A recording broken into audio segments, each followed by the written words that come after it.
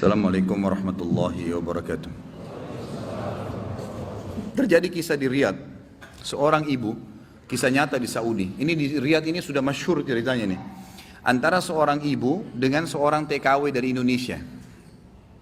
Ada satu ibu sudah divonis di Saudi, operasi kanker dia terakhir sebulan lagi.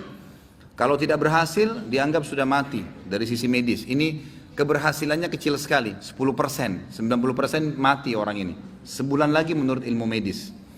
3 hari setelah divonis begitu sama dokter, sebulan lagi operasi terakhir, datang pembantunya dari Indonesia.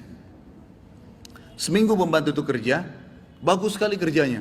Masya Allah bersihin rumah, masak segala. Tuan rumahnya ini senang. Tapi selama dia kerja seminggu, ada satu perilaku TKW ini, pembantu ini, yang selalu membuat tuannya mau nanya sama dia tapi nggak enak.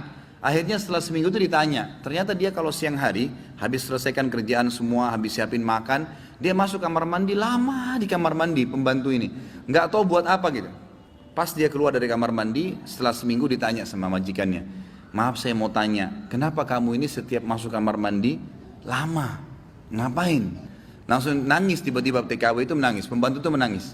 Dia tanya kenapa kamu nangis? Dia bilang ceritanya begini sebenarnya. Sebelum saya berangkat ke Saudi di Riyadh ini, 12 hari sebelumnya saya baru melahirkan. Dan saya punya bayi di Indonesia. Saya lagi susuin. Nah saya tinggalkan karena keadaan ekonomi. Terpaksa saya tinggalkan. Visa sudah keluar, saya melahirkan, saya berangkat. Nah saya masuk kamar mandi ini, saya keluarin air susu saya. Karena kalau tidak payudara saya sakit. Coba. Kalau antum dengar keluhan seperti ini dari pegawai, dari staf, dari orang, apa yang antum lakukan? Perhatikan perilakunya muslimah ini, ya. Majikannya buat apa? Ini ternyata menjadi penyebab penyakitnya hilang. Apa yang dia buat? Dia bilang baiklah. Sambil dia nangis, dia dengar ceritanya, dia bilang baiklah. Dia masuk gajinya itu 800 real per bulan. Tuannya ini kebetulan punya duit di rumahnya, diambil dikali 24 bulan, 2 tahun. Dikasih pembantunya, ini uang kamu ambil.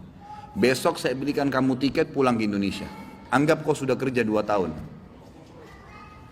Pembantunya bilang, nggak apa-apa. Dia bilang nggak apa-apa. Anak kau lebih penting daripada saya. Urus anakmu, nggak apa-apa. Terus ada pembantunya, baiklah kalau begitu terima kasih. Kata tuannya, kalau seandainya 2 tahun kemudian habis nyusuin kamu terfikir kembali, ini nomor HP saya, dikasih, pulanglah. Pembantu kita sudah selesai nih, TKW sudah pulang Indonesia. Kita sekarang berhubungan dengan kisah ibu ini. Apa kata dia? Semenjak pembantu itu berangkat, mulai hari itu setiap hari saya menangis. Menangisnya bukan karena sedih penyakit saya merasa terharu, susah menggambarkannya, terharu betul dan bersyukur kepada Allah. Bagaimana Allah membukakan pintu itu buat saya. Saya selalu bersyukur terus sama Allah karena saya terfikir untuk kasih gaji 2 tahun.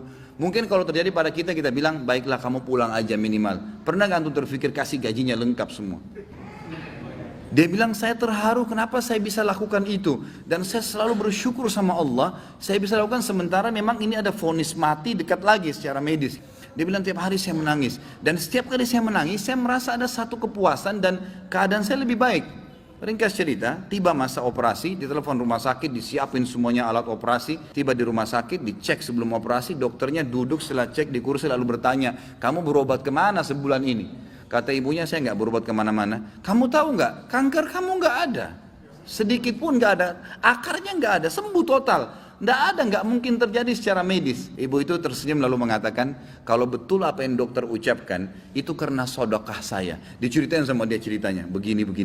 Dokternya jadi nangis. Dokternya bilang apa? Subhanallah, yang telah membukakan mata hati saya, ternyata yang menyembuhkan bukan obat sama dokter, tapi siapa? Allah subhanahu wa ta'ala. Ambil pelajaran ikhwas sekalian. Ternyata amal-amal soleh itu bisa membuat kita keluar dari masalah.